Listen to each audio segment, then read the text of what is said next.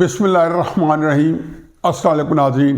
पहले तो मुझे क्वेश्चन तो खैर बहुत आते रहते हैं और हर एक को बंदा ड्रेस करे तो बेशुमार मौज़ूआत हो जाते हैं। नॉर्मली मैं वीलॉग ऐसा करता हूँ कि जिसमें बहुत सारी बातें मैं अपना जो माफ़ी ज़मीर है, जो मेरा ख्याल है, मैं उसको बंद करके सामने पेश करूँ। काफ़ी दिनों से मैंने हसन खान का अपने वीलॉग में जिक्र नहीं किया, तो सवालात भी आ रहे हैं कि उनका क्या हाल है। बहरहाल उसके बारे में अगर कोई बहुत ज़्यादा खुदा न खासा बुरी खबर होती, अच्छी खबर तो हो ही नहीं सकती, लेकिन कोई बहुत ज़्यादा बुरी खबर होती तो मैं ज़रूर उसको हाईलाइट करता। चूँकि अब सुप्रीम कोर्ट के अंदर केस है और ये भी पता है कि जी वो इस वक्त जो फ़ौजी तहवील में है उसके ख़िलाफ़ फ़ौजी अदालत में मुकदमा चलना था और सुप्रीम कोर्ट के अंदर चूँकि ऑलरेडी उसके ऊपर फ़ैसला आ चुका है, अपील भी उसके ख़िलाफ़ दायर की जा चुकी है फेडरेशन की तरफ से भी, और मैं इसका जिक्र भी किया था। पंजाब हुकूमत, KP हुकूमत और बलूचिस्तान हुकूमत, पता नहीं जाने क्या क्या, और कई नामालूम और कई मालूम। तो बहरहाल सिंध हुकूमत ने एम्बेरस भी किया, और क्योंकि वहाँ पे एक जज हैं और कमाल के जज हैं, मुझे तब भी हैरत हुई थी मकबूल बाकर साहब का नाम कैसे आ गया था कि जी सिंध हुकूमत अपील कर रही है, जो कि चीफ सेक्रेटरी इनफेक्ट कर भी दी थी, तो उन्होंने चीफ मिनिस्टर जो निगरान है वापस ले ली। वो एक खासी एम्बेरसमेंट हुई है और उससे उनका केस मज़ीद कमज़ोर हो गया। अगर ये ना करते तो इससे बगैर भी अफाका हो सकता था। बहरहाल अब वो केस चूँकि सुप्रीम कोर्ट के अंदर है, पेंडिंग है, तो वहाँ पे भी केस को कुछ नहीं हो रहा ज़्यादातर। पहले वीलॉग के ऊपर मैंने कोई ट्वीट की थी और एक तकलीफ़ में जो बाप गुजरता है उसका एहसास बहरहाल ना उनको किसी को करना चाहिए, ना वो करते हैं जिनके वो पास है। तो मैंने की थी तो उनको उससे बुरा मना आ गया और मुझे 3-4 हफ्ते मेरी मुलाकात नहीं हो सकी थी। लेकिन अल्हम्दुलिल्लाह पिछले 3 हफ्तों से मेरी मुसलसल मुलाकातें हो रही हैं और बड़े वो हाई स्पिरिट में हैं, बहुत ही हौसले में हैं, सेहत भी बहुत अच्छी है माशाल्लाह सब कुछ। ये तो तकलीफ़ ज़रूर है कि एक अनजाना जो खौफ है, फ़िक्र है, जो ख़दशा है कि जी पता नहीं क्या होगा, इसका एंड क्या रिज़ल्ट निकलेगा। और ये शायद उनको ही मालूम हो गया, बहुत सारी बातें जो हैं जिसके ऊपर जितने लोग भी पकड़े हुए हैं उनमें से 90% लोगों के ख़िलाफ़ गलत केसेस हैं। मेरा अपना ड्राइवर जो है वो पकड़ा हुआ है, जो कि हसन को पकड़ने के लिए आए थे 12 या 13 मई को, और दूसरे या तीसरे दिन, और वो घर पे नहीं था तो ड्राइवर को मेरे को पकड़ के ले गए थे। बिल्कुल एक बेगुनाह आदमी है और आज तक पड़ा है, क्योंकि अगर उसको छोड़ते हैं तो मज़ीद छूटते हैं। 12 हसन की खबरें अच्छी हैं, बाकी इन सब के बारे में क्या बनेगा एक ये तफक्कुरात ज़रूर हैं, क्योंकि अभी तक उसके बारे में कोई तयन नहीं हुआ। कई मामला जो हैं अजीब व गरीब हो रहे हैं। मेरा आज का टॉपिक भी तहरीक इंसाफ के चेयरमैन से के ऊपर है, तो उसमें भी कुछ मैं तफसील बताऊंगा और ये आपस में इनके साथ कड़ियाँ जोड़ेंगे। लेकिन उससे पहले नवाज शरीफ साहब की बरियत हो गई है, ना से एक एवन फील्ड में बरियत हुई है, बल्कि उनका एक और रेफरेंस है जिसको एहतसाब अदालत ने बरी कर दिया था, वो उन्होंने एहतसाब जो नैब ने वो अपील वापस ले लिया है। और एक अब उनका रह गया अल अज़ीज़िया वाला, तो मेरा ख्याल है वो भी इस मैटर ऑफ टाइम। बिल्कुल आज़म नज़ीर तारड़ साहब ने यही कहा कि उसमें भी जल्द रिहा हो जाएंगे, इस matter of time. Nawaz Sharif साहब का अपना भी आज क्लिप आप सुन लें। उन्होंने कहा जी कि ये मैंने अपना मामला अल्लाह पे छोड़ा था। हकीकत ये है कि मैं समझता हूँ कि जिस तरीके से नवाज शरीफ साहब को सज़ाएँ दी गई, ये पाकिस्तान की तारीख़ में अदालतों के मुँह पर काला धब्बा है। और तकलीफ़ दे बात है कि सुप्रीम कोर्ट इसके अंदर इन्वॉल्व हो गई थी, और मैं तब ये कहता था कि इन अदालतों के इस तरह के रवैये से भागना जो है शरन जायज़ है। मैं अक्सर अपने प्रोग्रामों में कहा करता था, तब 2018, 2019, 2020 मैं बार बार ये कहता था कि इन अदालतों से भागना जो शरन जायज़ है, क्योंकि आप जो है जब इस तरीके से लोगों को ज़ालिमाना तरीके से शिकंजे में लेने की कोशिश करें, तो मेरा अल्लाह ने इंसाफ तो खैर नहीं किया, क्योंकि नवाज शरीफ साहब के साथ बेशुमार चीज़ें जो अनडू नहीं हो सकती। उनकी एक मकबूल सियासत थी, वो खर्च हो गई, उनके बेशुमार और कई नामासाइद हालात थे जो उनको उसमें से गुजरना पड़ा। बीवी की डेथ हो गई इसी दौरान, उससे वो आखिरी दिनों में ना उससे वो बात कर सके और जेल में थे। अब इमरान खान साहब कहते हैं मेरी बैरून मुल्क बच्चों से बात कराई जाए। जब कुलसूम नवाज साहब डेथ बेड पे थी तो नवाज शरीफ साहब की उनसे बात नहीं करवाई गई थी। मरीम नवाज साहबा कहती है कि मैंने रोई पीटी के हमारी वालदा से बात करा दी जाए। इन्होंने उनकी बात ना करी न वालदा से, और 1-2 दिन बाद उनकी डेथ की इतला आ गई और उन्हें उसको अल्लाह ताला की तरफ से मशीयत एज़ी समझ के कबूल कर लिया। और सबसे जो आज हमारा टॉपिक है, जो कमाल का टॉपिक है, वो है तहरीक इंसाफ के अंदर क़यादत का झगड़ा।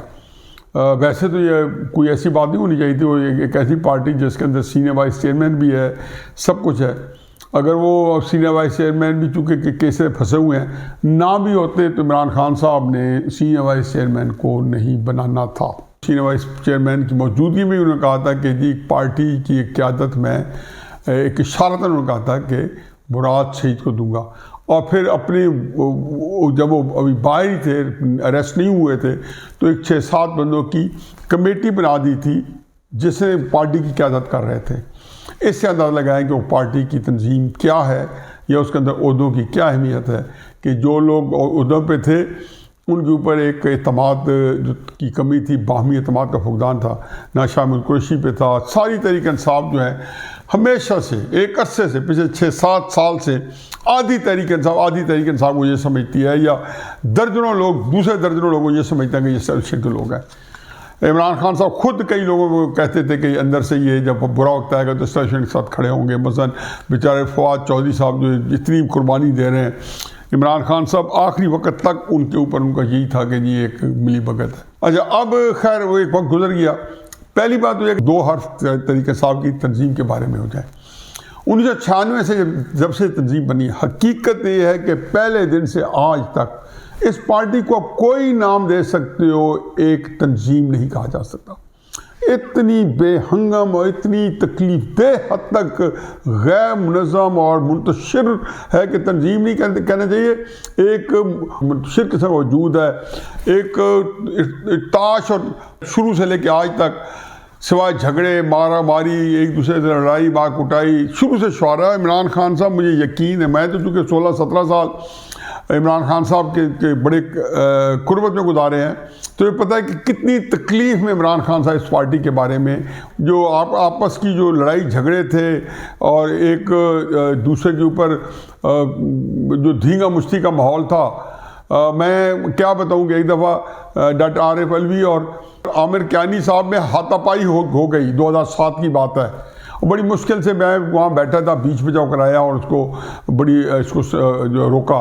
तो ये सारी वो बातें थी जो तरीके साहब चल रही थी। इमरान खान साहब इस सिलसिले से बहुत परेशान होते थे। मैं कई दफ़ा उनको कहता था कि इमरान खान, ये देख लिया ना कि जो बंदा एक पार्टी नहीं बना सका, एक पार्टी नहीं चला सका, कहते थे ना मैं 22 साल सियासत की पार्टी बनाई है, ये पार्टी थी जो आप भी देख रहे हैं और इन बिटवीन भी देखते रहे। तो ये मुझे अक्सर कहते थे कि ओह नहीं, जब मैं इक़्तिदार में आ जाऊँगा तो बन जाएगी। मैं कहा बनेगी नहीं, बल्कि मज़ीद दलील ख़ार हो गए। आपने देखा है कि पूरी कैबिनेट के अंदर वज़ीरों की आपस में किस तरह कुत्तों की तरह लड़ते रहे सारे के सारे, बहुत सारे लोग। और वहाँ पे भाई इमरान खान साहब के करीब जिसको कान मिल जाते थे, दूसरा बंदा बाहर हो जाता था। जहांगीर तरीन हो, अलीम खान हो, जो पुराने साथी थे, जो वो तो पहले निकल गए थे, फिर ये नए जो आए थे, ये भी शुरू के इक़्तिदार में इनके पर्सनल नॉन गारंटर बना दिया गया। उसी एस्टेब्लिशमेंट से मुस्तफ़ीद हो रहे थे। उसी के अंदर शक किया जा रहा था कि पार्टी के अंदर इमरान खान साहब को अंडरमाइन किया जा रहा है, एस्टेब्लिशमेंट अपने बंदों को ऊपर लेके आ रही है। ये मैं 2017, 2018, 2019 की बातें बता रहा हूँ, जब इक़्तिदार में, फिर बाद में 2018 में आ गया। अब इस कैफियत में इमरान खान साहब जो हैं, ये इक़्तिदार में आ गया, पता चला कि वो तो पार्टी मज़ीद मुंतशिर हो गई है। जब निकले तो एक, चूँकि एक हंगामों का दौर था, जलसे जुलूस कर रहे थे, और इमरान खान साहब के ऊपर पब्लिक का चूँकि एक रजू था, एक उनके साथ रायमा उनके हक़ में हो गई, तो उसके प्रेशर में ये इलेक्टेबल्स और बड़े बड़े लीडर जो थे दबके रहे।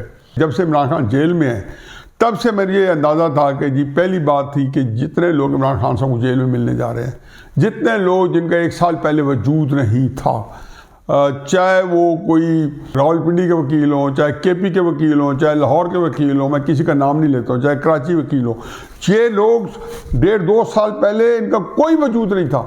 आपने देखा होगा कि 10 अप्रैल के बाद बेशुमार नए नए करेक्टर्स आ गए। ये वो करेक्टर्स थे जिनका बैकग्राउंड ये था कि वो एस्टेब्लिशमेंट के साथ बहुत ही उनकी करीबी तल्लुकात किसी न किसी मौके पर रहे। चुनाचे उन्होंने बड़े तरीके से वकीलों का, उनको पता था कि एक ऐसा है कि जिसमें कभी ना कभी एस्टेब्लिशमेंट के साथ टकराव हो सकता है। चुनाचे वकीलों के अंदर उन्होंने बहुत ही काम किया एस्टेब्लिशमेंट ने। जजेस में तो था ही था, और वकीलों में भी उनकी बहुत एक अच्छी खासी प्रेजेंस है। किस्सा मुख्तसर ये है कि कल जब पहली दफ़ा इंकशाफ हुआ, इंसार अब्बासी साहब ने यह खबर लीक की और साथ ही जेल से 4 बंदे वहाँ मौजूद थे, अली जफ़र साहब, उमैर न्याई साहब, शेर अफजल मरवत साहब और शायद चौथे गौर साहब थे। ऐलान कर दिया कि इमरान खान साहब नाअहल हो रहे हैं, उनका स्टाइल है, और वो नाअहल हो जाएंगे, और अब उसकी जगह इमरान खान साहब ने कह दिया कि कल जो है गौहर को मेरे जो है ना कैंडिडेट बना दिया जाए। अच्छा, चूँकि अली ज़फ़र बड़े एक ज़ीरक आदमी हैं, सियाने आदमी हैं, उनके अंदर एक थोड़ी ज़्यादा समझ है, उन्होंने सोचा कि अभी नहीं करनी चाहिए खबर को लीक। तो जैसे कल तो जितने टीवी प्रोग्राम आए हैं ये कहते रहे कि शेर अफजल मरवत भी सही कह रहे हैं। फिर उस मुकाबले में कुछ बयानात आने शुरू हुए। शुएब शाहीन साहब ने कहा कि जी ये बिल्कुल झूठ है, ये कोई ऐसी नहीं है। फिर तहरीक इंसाफ के अपने पार्टी तर्जमान का उनके अपना ऑफिशियल स्टेटमेंट आया तहरीक इंसाफ का कि ये बिल्कुल गलत बात है और किसी को इस तरीके से नहीं हेड बनाया गया, और कुछ जो है उसकी उन्होंने सारों की नफ़ी कर दी। साथ जो व्लॉगर्स हैं एक दूसरे के मुकाबले में सफ़र हो गए, सब ने कहना शुरू कर दिया कि अब शेर अफजल मरवत साहब, अली जफ़र साहब, उमैर न्याई साहब और बैरिस्टर गौहर साहब, उन्होंने कहा ये सारे के सारे एस्टेब्लिशमेंट के टाउट थे, और ज़ाहिर है इमरान खान को मिलने गए हैं, तो उनकी अगर बाकी लोग नहीं गए तो फैमिली नहीं गई या कोई और नहीं गए तो ये चले गए। उससे पहले भी बहुत सारे कोई जलसे जुलूस होने शुरू हो गए। वो बुशरा बीबी निकली उडियाला जेल से कोई 2-4 दिन पहले, तो वहाँ जुलूस निकला कि वहाँ पे जिसमें कहा गया कि बुशरा बीबी के हक़ में नारे लग रहे हैं। इमरान खान की बहन अलीमा खान, उसका नाम हलीमा खान क्या है कि उसके ख़िलाफ़ नारे लग रहे हैं। एक लड़ाई वहाँ पे भी है या नहीं है, लेकिन उसको उछाला गया पीछे काफ़ी दिनों से, और वो सब बिल्कुल सरफेस पे आ गई है। इतने में ये लोग भी अब आ गए हैं, एक और ग्रुप आ गया, यानी कि आज उसका फिर ऑफिशियली अनाउंस हो गया। जो कल तक खबर थी और जिसका गुमगो थी, आज उन्होंने ऑफिशियली अनाउंस कर दिया अली जफ़र ने भी कि इमरान खान साहब ने, क्योंकि आज उनको नाअहल होने के बारे में फ़ैसला आना था, जिसका बारे में उनका यही ख्याल था कि इमरान खान नाअहल हो जाएंगे और उसके बाद अपील होगी। तो ज़ाहिर जब नाअहल हो गए तो उसकी जगह जो सदर बनाना है उन्होंने फौरी तौर पर बैरिस्टर गौहर को बना दिया। बहरहाल ये तो एक है जो कि बज़ाहिर लगता है कि इमरान खान साहब के साथ जो है बात की होगी, जिस तरीके से इन्होंने वहाँ पे डूम्सडे सिनेरियो क्रिएट किए होंगे 4 बंदों ने, इमरान खान साहब की चॉइस नहीं छोड़ी होगी कि उन्हें कहा होगा हाँ अगर ये हो जाए तो ये फौरी तौर पे कर लेना, मतलब है कि गुम कोई कैफियत में, और वो आके उन्होंने अनाउंस करवा दिया। अब जो है सैटरडे को पार्टी इलेक्शन है, तो उन्होंने उसमें बैरिस्टर गौहर साहब को इलेक्ट भी कर लिया जाएगा, या अगर नहीं होंगे तो अजीबोगरीब एक सूरत हाल होगी कि कौन फिर मुकाबले में आएगा। लेकिन वी लोग जितने तरीके साहब के पुराने लोग हैं या जितने पार्टी के अंदर, उन्होंने इसको रिजेक्ट कर दिया, बल्कि उन्होंने कह दिया कि अब तो बात इस तक पहुंच गई है कि जो था जी के वकीलों को लाएंगे, और ताकि वकीलों के थ्रू अगर कोई चीज़ हम नाअहल हो रहे हो तो या ना लड़ने जाए तो वकीलों के लिए लड़ेंगे। अब वकीलों के अंदर लड़ाई हो गई कि शुएब शाहीन ने भी उनको रिजेक्ट कर दिया, और फिर लतीफ़ खोसा साहब जो कि वो भी बिल्कुल ही 5-7 महीने से तहरीक इंसाफ के अंदर आए हैं, जिनकी बहुत ही बड़ी अभी वो शायद अभी भी उस पार्टी में है, लेकिन तहरीक इंसाफ के बिहाफ पे वो अब तर्जमान वो भी बने हुए हैं। आज उन्होंने भी कहा है कि जी इमरान खान साहब ने बैरिस्टर गौहर को कोई इंचार्ज नहीं बनाया, आया उनकी मुलाकात हुई है नहीं हुई, किस एंगल से कह रहे हैं। ये तहरीक इंसाफ के अंदर जो हंगामा हुआ है, ये इसका मैं कुछ और देख रहा हूँ। कतई नज़र रखिए कि अब कौन बनता कौन नहीं बनता, लेकिन ये बात तय हो गया कि तहरीक इंसाफ जो है वो अब बिल्कुल एक वैनिश होने के करीब आ गई है। ये एक ऐसी कैफियत में है जिसको हम कहते हैं कि आलमोस्ट वो तहलील हुई तहरीक इंसाफ ही समझी जाए।